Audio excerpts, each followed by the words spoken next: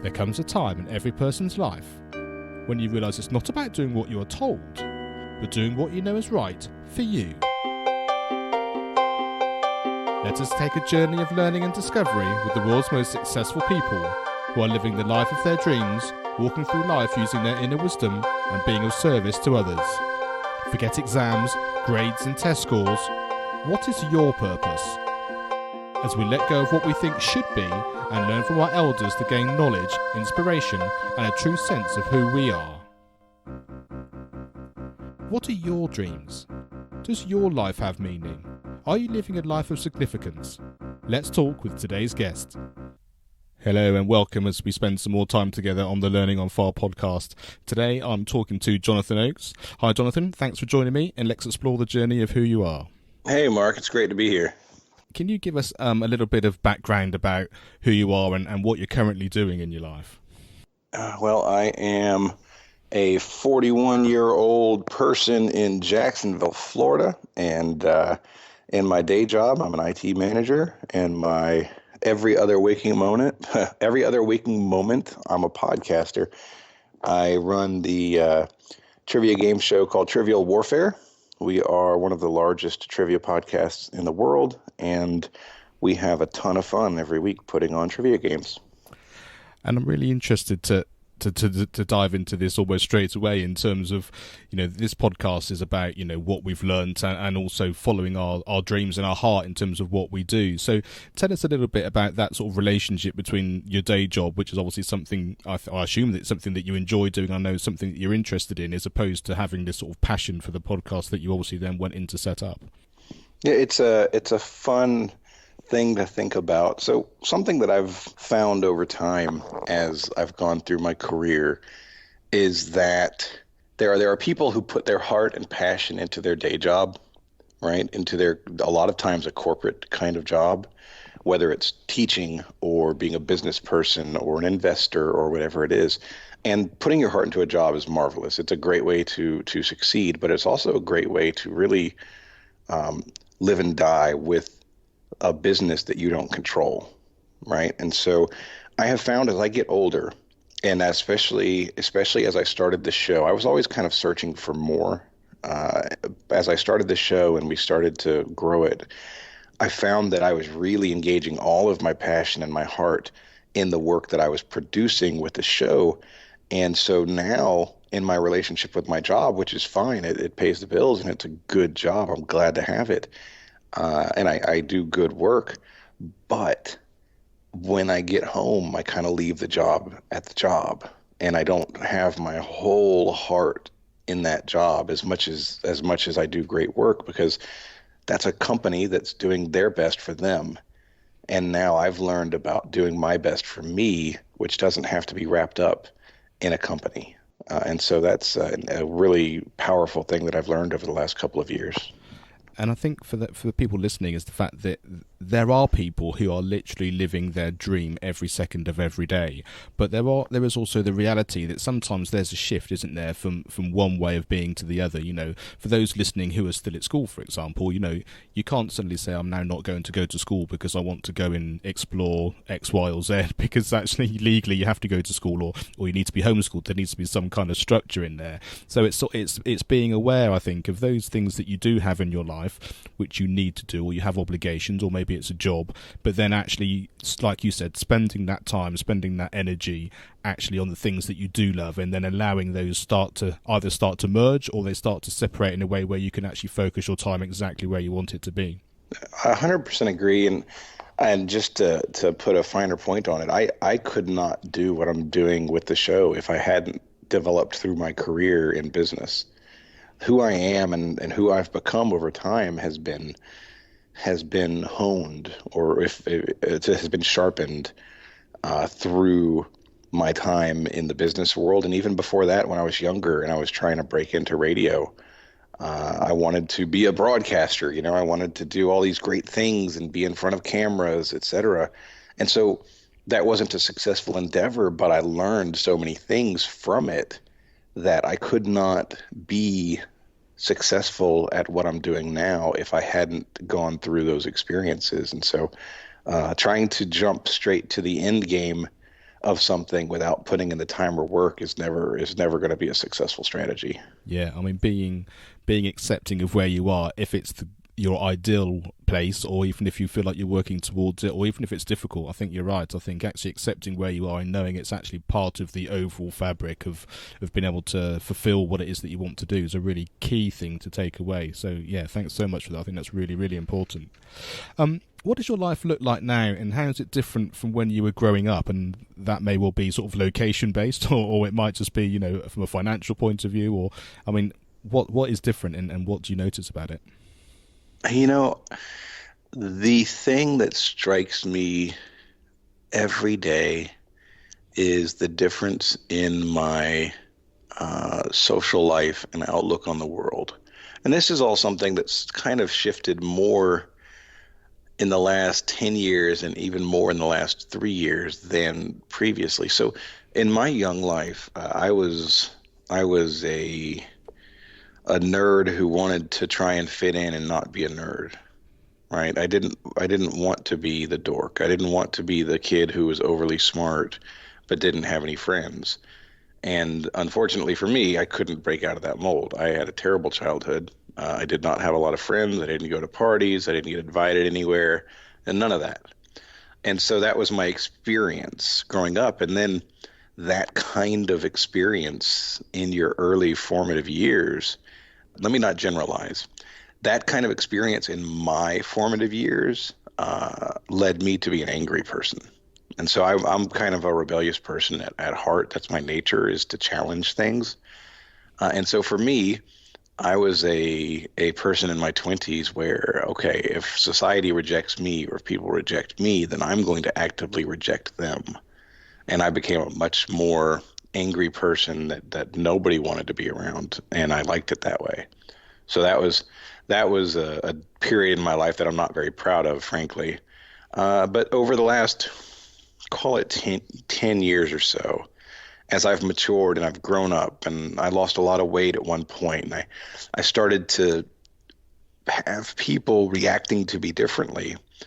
That created a shift within me, where as I found that I wasn't disliked anymore, I wasn't being put upon, um, I wasn't having those negative experiences all the time. I started to shift, and as I started to shift, people started to shift around me.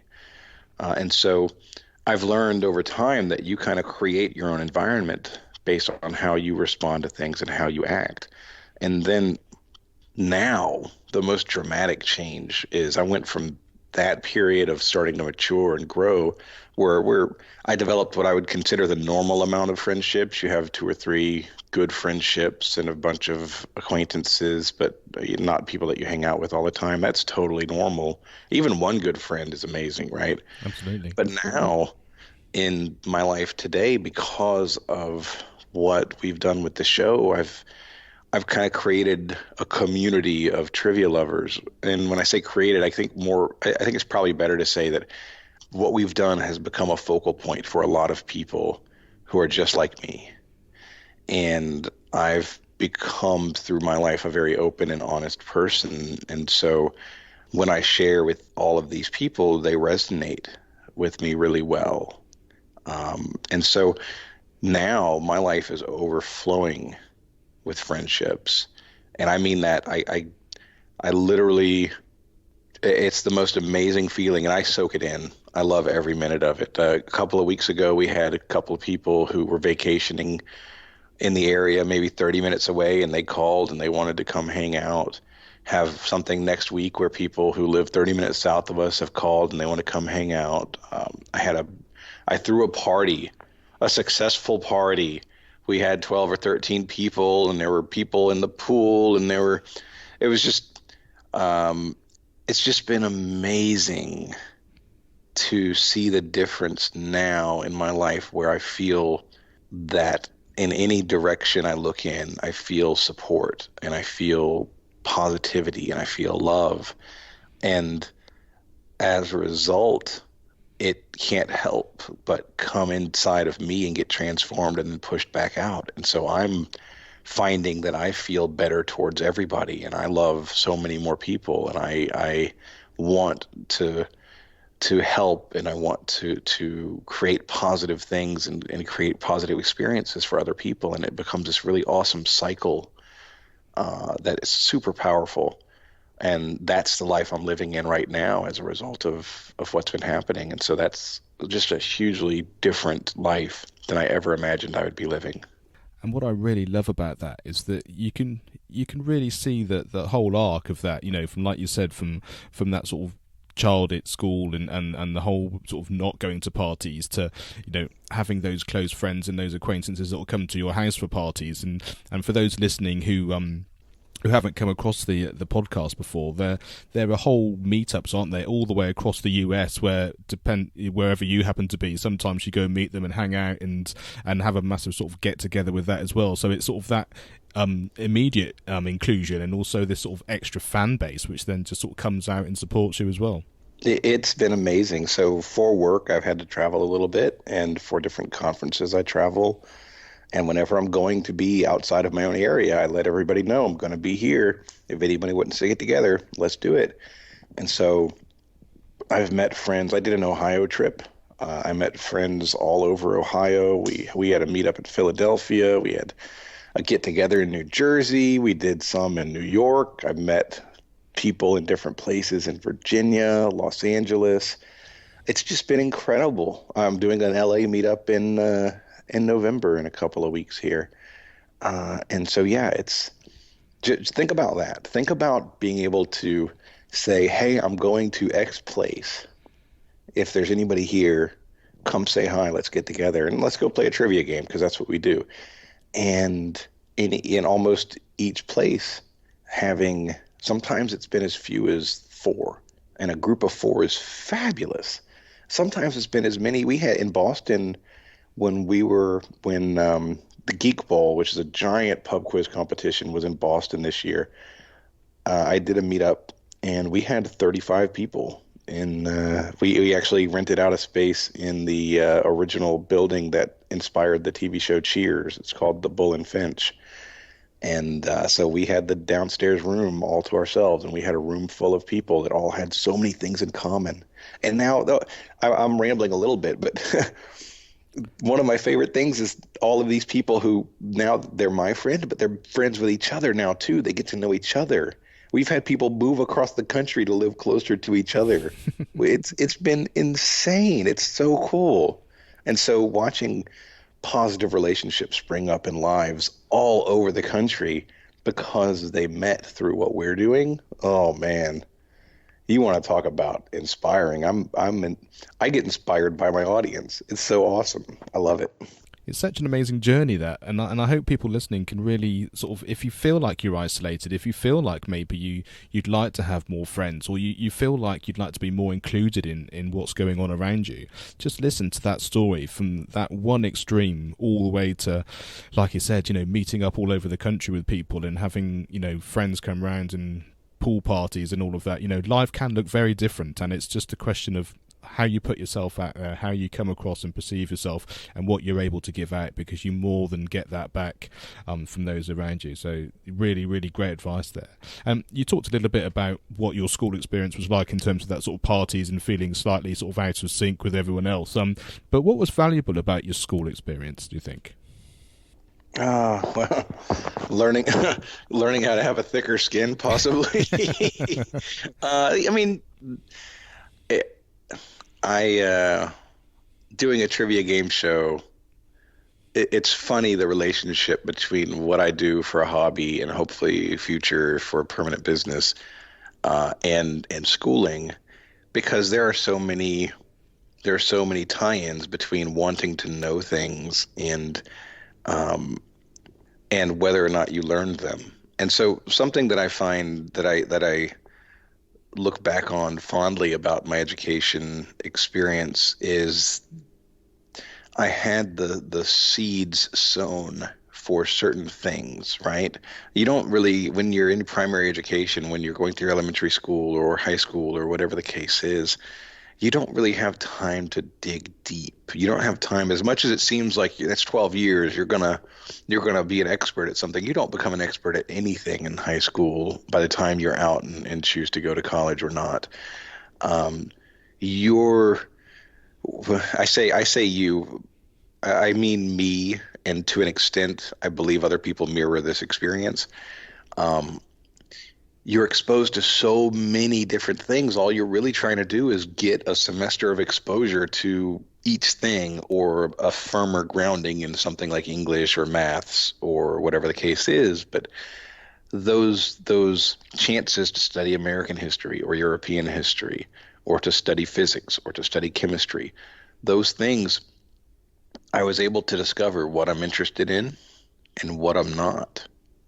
And as I've gotten older, I find something like geography. I'm starting to really love geography, and it's tying back to history because geography determines history. A lot of the things that happen in the world happen because of the way people have assigned borders and then what resources are on which sides of the borders, right? And so I find myself going back to my education and realizing I learned this piece and I didn't understand how this piece fit into the bigger part of the world, but now I do. And I really love being able to do that with the things that I was taught so long ago. And which teachers do you remember and why? And does that sort of tie in with some of those things that you remember from that sort of school experience?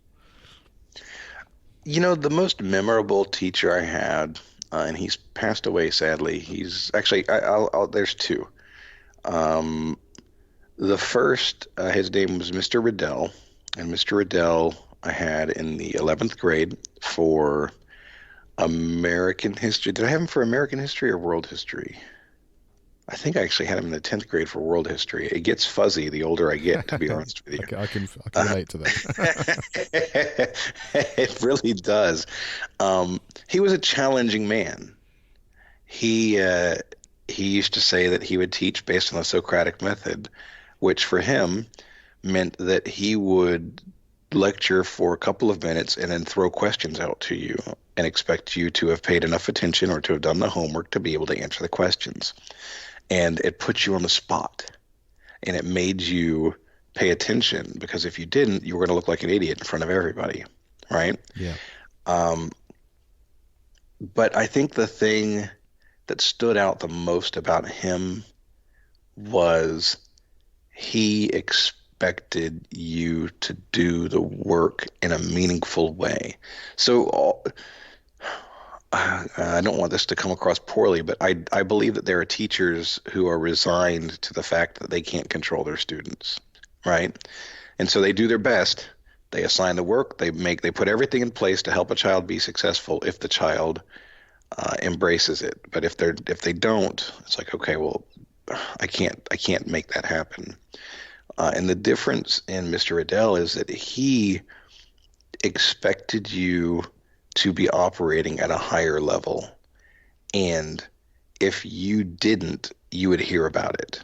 There was never any give up. It was always a challenge. And for me, like I said, I'm a rebel at heart. I'm a challenging person at heart. That really spoke to me, where it's like, okay, I'm rising up to this challenge. I remember there's a 10-page paper that was due, I think it must have been 10th grade, for his class, and I was assigned the topic of the Mexican Revolution from 1910 to 1920. And I ended up writing 30 pages as a sophomore in high school because I just got so in depth into it that I couldn't not keep writing. I couldn't fit it into 10 pages, and I wasn't a very good editor back then. And I still remember what he wrote on that paper. I got a 99 out of 100, and on the paper he wrote that it was a Herculean effort. And it was a great feeling because he knew that I was capable of a lot more than I was giving, and in that moment I knew that he had respected the work that I did, and that was really meaningful to me. And the other teacher, Ramsey Mead, was an English teacher for early lit, like ninth grade lit literature, and he was our brain brawl coach. Brain brawl is a extracurricular activity, which is like a trivia game where you would even compete on television, on the public television shows here in the city, and you'd compete against other schools' teams. And so I did that for 3 years, maybe 4 years. And he was the coach every year, and he poured so much of his time into us. He was such a good, good man.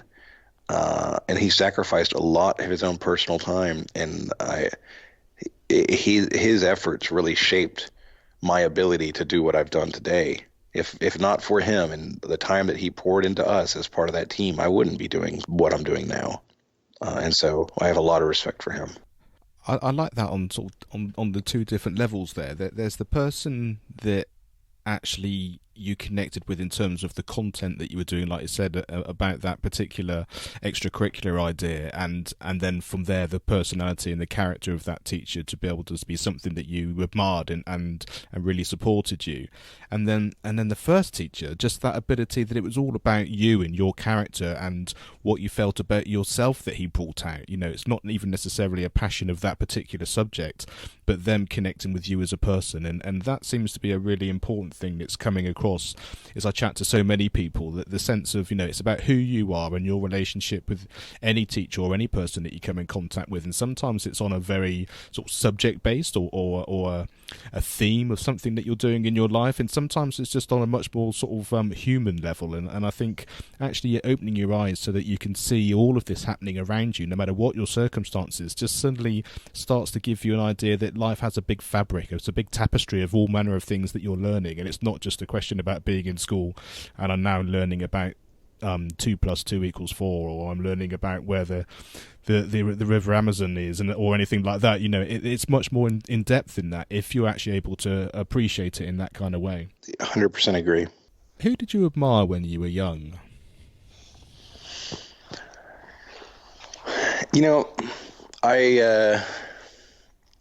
I think about this question, and I don't really get a satisfactory answer for myself. You want to be able to say your father, right? For me, I love my father, but my father worked in computers and programming and went to work every day. And when he came home, he was just dad, and we didn't really. I didn't understand what he was doing or how his work worked, and so I never really held him up like that. It's funny now. I do now. I have worked with the people who were doing the jobs that he did, and now I understand what he was doing. It's funny that way. And I think about my older brother, but I love my older brother, but I wanted to be the opposite of my older brother. And so I look around and try and look to see who my role models were. And I'll be honest, I didn't have role models in terms of real life people. I found the things that I would resonate with the most in terms of who I admired would be characters in books. I was always attracted in reading towards the noble people, to not nobility, but to people who had a noble manner of being. So I'd read books about like King Arthur, or I'd be books about knights or heroes or whoever, and those were the people that I would look up to in any given genre. I was always looking up to fictional characters who espoused the traits that I wanted to have. And so it's funny, I can't really say, hey, this person, that was my role model, or that's who I looked up to, but it was more about people that I discovered, even fictional characters that I discovered in my reading. I think that's a brilliant answer, because I think there must be loads of people out there who feel the same. They'd like to have a person in their life that they're able to share things with or look up to. But I can think about conversations I've had with people, and they, they escaped into literature, they escaped into music, they escaped into the arts, or something where they found something which was in there, and sometimes it's impactful, mainly because it's always there. It gives you a place you can always go to because they are reliable. You know that character's in that book, you know that journey, and it gives you a sense of something which you're craving for, whatever that happens to be. And so, no, I think that's a great answer. I think there'll be loads of people out there who can really identify with that and really take some solace from it as well. I think that's the thing about life; it's absolutely different for everybody, and so you look around, you take the things that you can see, you feel the things that you feel, and then if it's good and it gives you something, then you go with it, and that's all you can do because everyone's circumstances are different. So no, I absolutely love that. What I've found interesting as I've gotten older, and I wish that I'd gotten into these when I was younger, but the biographies of great people are incredible for someone like me who related to literary characters who were fictional. If I had been reading biographies of real people that were the type of people that I wanted to look up to, I think it would have been more meaningful for me. In my 30s, as I read biographies of Winston Churchill and Teddy Roosevelt and other great people who have done great things, I find myself now as an adult being inspired by those, because it's not a fictional character. It's not somebody's imagination. It's a real person who had real struggles and real problems and real weaknesses and still overcame or still accomplished great things in spite of those weaknesses. That's the kind of thing that inspires me today, and people that I look up to today as a result of that mindset. Yeah, and I think in this day and age of social media and all that kind of thing, everyone's trying to put their best face on, aren't they? I'm doing this, I'm doing that, this has been brilliant for me. But actually that authenticity and that vulnerability of being able to share the struggles in the journey to get where you are, I think speaks to people in a much more truthful way. And I think, like I say, if you can get that across in a biography, an autobiography, then those things really do connect to you, because I think that's what everyone can relate to. I agree. What was the best piece of advice you've ever been given, and who gave it to you? I have to go back to my father on this one because he really, really helped me out with this piece of advice. When I was a teenager, I must have been 17 or 18 at the time, and I had somehow miraculously found myself in a friendship. Right. And so there was a girl who lived down the street. Her name was Casey. And Casey and I were inseparable for probably 6 months. It feels like it was so much longer than that, but it was probably 6 to 8 months. And we would do everything together. And one night we were out late, and it wasn't a school night or anything like that. It was a weekend, but it was late, late, late. And so we were out gallivanting and doing whatever until 2 or 3 in the morning. And it wasn't like we were going to parties and getting in trouble. We were literally like walking around the neighborhood just talking. We did go like a long way away because we walked for so long, but we were just talking. And I came back and I found my father sitting in the living room. He was just sitting there awake, waiting for me. And he asked me where I'd been. And I told him everything. I told him where I was, what we were doing. I told him how far we went. It just was really open. And he really looked surprised. And the surprise on his face was because I didn't tell the truth that often back then. I was definitely a dishonest person in my teenage years. And I was good at it. I was such a quality liar. And so he could tell that I was telling the truth, and he was stunned. And he stopped and he said, "Okay, Jonathan, listen, I'm really irritated with you." And I'm just, obviously I'm awake this late. I'm waiting for you. And if you ever do this again, these are going to be the consequences. But because you just told me the truth, I want to acknowledge that and say thank you. And so I'm going to let this be a warning. Don't do it again. And he went to bed. And that moment has stuck with me through my entire life because I discovered at that point in time, it became very real for me that it was easier to be honest, and it was more beneficial to be honest because honesty got me a better result than the best lie I could have told. And that started my path towards transforming away from being a dishonest person into being someone who's almost 100% honest. The only dishonesty I have in me now is when I might try and make somebody feel good if there's a situation, right? It's a positive kind of, okay, I'm going to say this thing that I may not fully believe because I want to help this person out. But other than that, I tell people the hardest things. I reveal the hardest things. And I find that my life is significantly better because I'm not trying to remember what I said to someone.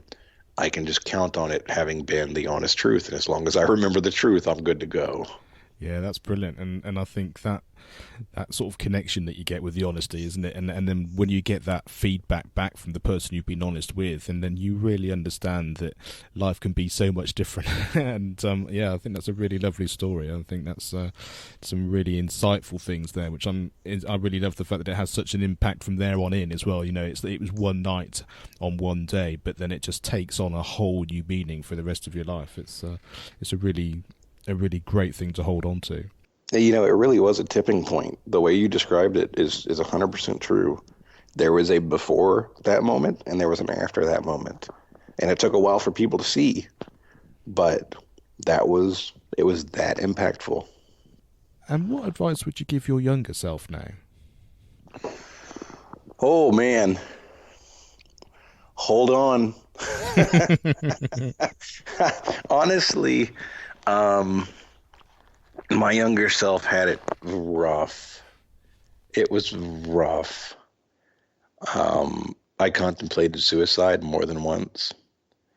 I at one point in my life, I believed that it could not get better. I remember my 21st birthday. I remember it very clearly. I was sitting let me give you just a tiny bit of background in my personality. I'm a strong personality, and I'm not a needy personality. I'm very much the kind of person that if I need to go it alone, I can go it alone. And on my 21st birthday, I was sitting in my bedroom and I was alone, and I was so alone. And the weight of that moment really hit me, and I found myself, I actually, my mother called to wish me happy birthday, and we were talking, and I ended up kind of breaking down and crying, and I was sobbing because I was so lonely, and I was so disappointed in the way that my life had gone. And so literally, I'm the antithesis of someone you would imagine crying to their mother on the phone. That's the only time in my life that that's ever happened, that I can ever think of crying to anybody. But it happened because I was in such pain. And so I would literally advise myself to hold on, because you can't change a lot of the things about yourself. And you can't, I mean, a lot of those experiences are part of who I am. You know, one of the reasons why I can connect to people today in such a meaningful way is that I've experienced the pain of loneliness. And so it means something to me to be able to take that pain away from somebody, or to be friends with somebody in a way where they're not expecting it. That's powerful. And so I don't think I'd want at this point to go back and change that, because then I couldn't do some of the things that I'm doing. But I would tell myself to hold on, because life changes so drastically from 1 year to the next, or 5 years, or 10 years. In 20 years, you can literally transform your life. In 10 years, you can transform your life. It just hold on and keep going. That's the advice I would give myself. I really, really like that, and I think it gives a lot of hope and a lot of perspective for so many people. And I think if you can see all of these struggles that you may be going through, and almost helicopter look at it from above, and no matter how painful it is, if you can see it as a gift, if you can see it as part of that journey, because you don't know where that's going and you don't know what those emotions and those experiences are going to give you, it might be the greatest gift you could possibly have. And it's really difficult to see that in the time, but I think what you said there, hold on and just keep getting through it the next day and the next day. And even though it might feel hard to enjoy the ride, it is a ride, isn't it, from that sense, I think. And I think, if, like you said, if you can just hold on and get through it, just see what tomorrow and the next year or two has to offer. And then when you look back on it, then you can share this great advice as you are now with everybody, and just really help other people who may be going through the same sorts of things. I think that's really great advice. Something that as you get older, it's easier, in a sense. At least it has been for me. Like, I've gone through different negative things, and it wasn't too long ago. I think it was in the last year. I had something that was really negative happen, and what you described, kind of with the helicopter view, that's exactly how I felt as it was happening. I was like, okay, I looked down at it and was like, okay, this is gonna pass. This is gonna change. Things are gonna be unfortunate for a while, but it's not the end of the world. And even if it's the end of something, it doesn't necessarily mean it's the end of everything. And just live in it. Just live in it, let it happen, and figure out what the new situation is afterwards. And I remember exactly what it was now. And I won't go into the details of that, but I gave myself that exact advice. It helped me through it. It made it much easier, actually, because the experience of the past taught me that these situations that are negative in the moment aren't the end of the world. Yeah, that's brilliant. I can really identify with that in terms of my life as well. And I think so many people listening are going to be resonating with that, and be able to hold that really, really close to their hearts too. So, looking forward now, what does your future look like? Well, it's a great question for me, because I just announced what I hope is a life-changing kind of thing. Like I said, I've been in business for my whole life, and I've really worked my way up. I live a good life now. I have a good financial outlook. I've put in my time. I earned my education. I have an MBA. But I started this show on the side with Trivial Warfare, and it's grown, and it's being supported by so many people. And I found myself being challenged in the sense that I was taking it easy, or that's not the right word, because I was working too hard to say I was taking it easy, but I was taking the easy way out and just saying, I'm going to let things happen the way they happen, and this will never be a full-time business because of these reasons, et cetera, et cetera. And I wasn't challenging myself to get it where it could be. And various things have happened that have led me to change that outlook. And so a couple of weeks ago, actually it's September 1st, I announced that my goal is to make Trivial Warfare a full-time endeavor within the next 2 years. And as part of that, I changed our business model, which has been 100% donation based. There were rewards that were good rewards that people would want, specifically the ability to come on the show, has driven success up until this point. But I made a change where we're changing to a free model and premium model of episodes, where if you want to hear everything, you need to be donating. And so it was a big risk. It is a big risk. You risk alienating your audience. You risk losing your audience. You risk alienating your community and all those things. And so I made that announcement, and the response has been fantastic in the first few weeks here. people are really supportive of what I've described and what I say that I want to do, and that's an amazing feeling. And so I'm hopeful that within 2 years, we will grow to the point where I can actually leave my corporate job and produce the show full time. And if that is possible, if I am able to do that, then we're going to expand what we're doing dramatically, because I'll be working on it. It's not like, hey, I'm full time and now I'm relaxing and doing the same thing. No, it's going to be something where I'm producing all new types of content, as a result of being able to work on it all the time. And so I'm really hopeful, and I'm looking forward to the chance to do that. But we will see. I'm a conservative person when it comes to my finances, and so I'm not going to make a decision that's bad for me or bad for my kid. But I've put in the work, and I'm putting in the work, and I desire an outcome, and so I've made my bed. I've made my play, and now I'm going to work towards it, and we're going to see what happens. I'm really excited for you because I know all the hard work that you've been putting in, and I know how difficult these things are sometimes. But it really is just the fact that you can create your future, and sometimes, like you say, it unfolds and it happens naturally, and sometimes you just know there's something that you have to do that just gives it another impetus. And so yeah, I think that's a really interesting place to be, just to be able to that. I know inside me somewhere I need to do it slightly differently, or I've at least got to try. That's the thing. I don't know the outcome definitely, but I know I need to try. And I think to have a future that looks like that is exciting and also fulfilling, and also living the life that you want to live on your terms, which I think is probably the key for so many people if they can possibly get to that point. So yeah, I'm really excited to see where that goes. You and me both, brother.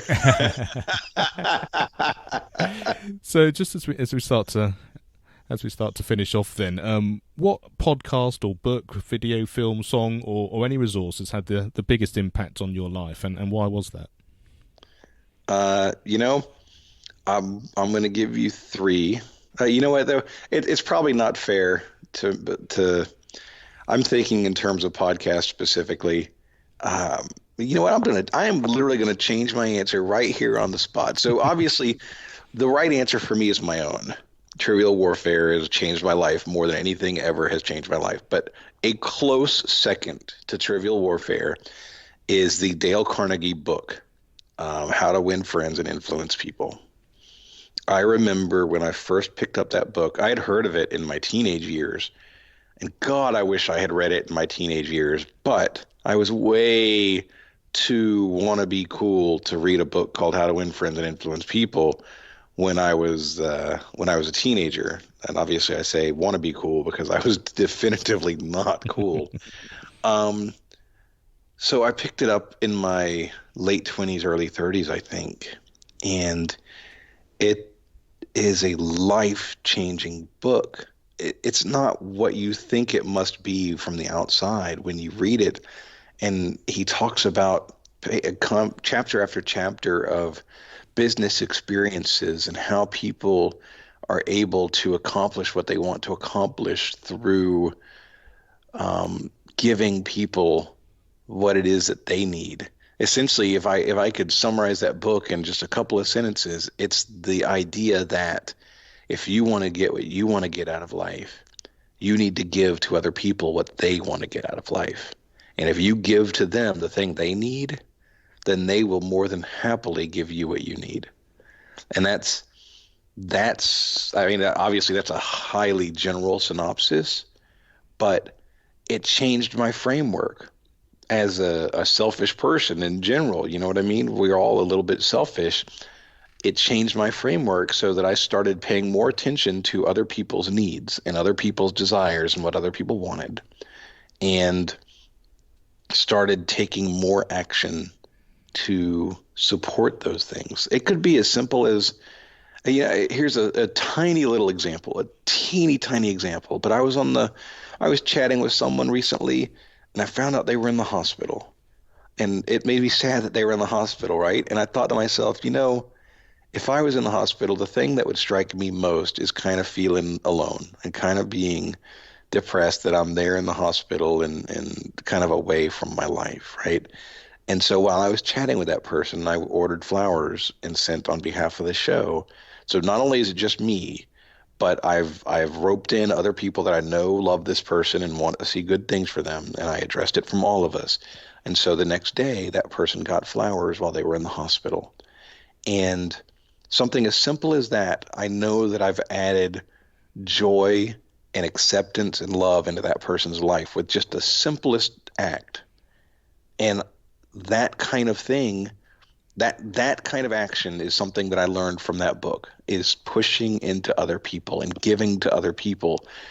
And that action and those actions reciprocate in such a meaningful way that it creates that cycle that I was describing earlier. And so I credit that book with a huge influence on my personality over the last 10 years.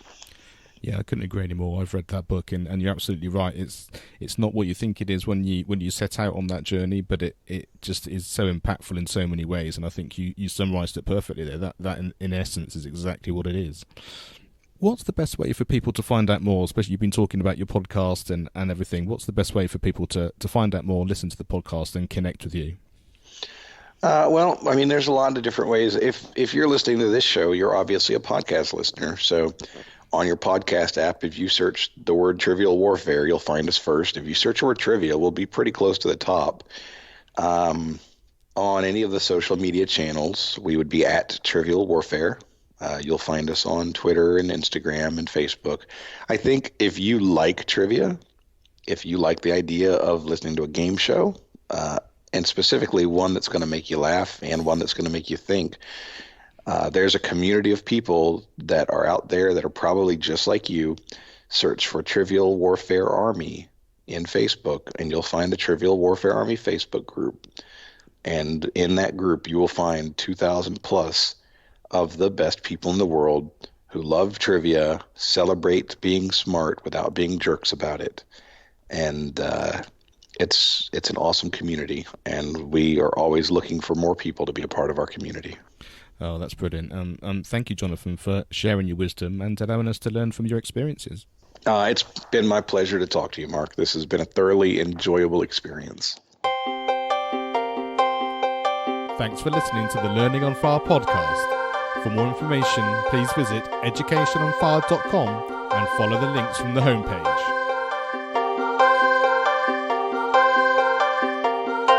This show is sponsored by the National Association for Primary Education.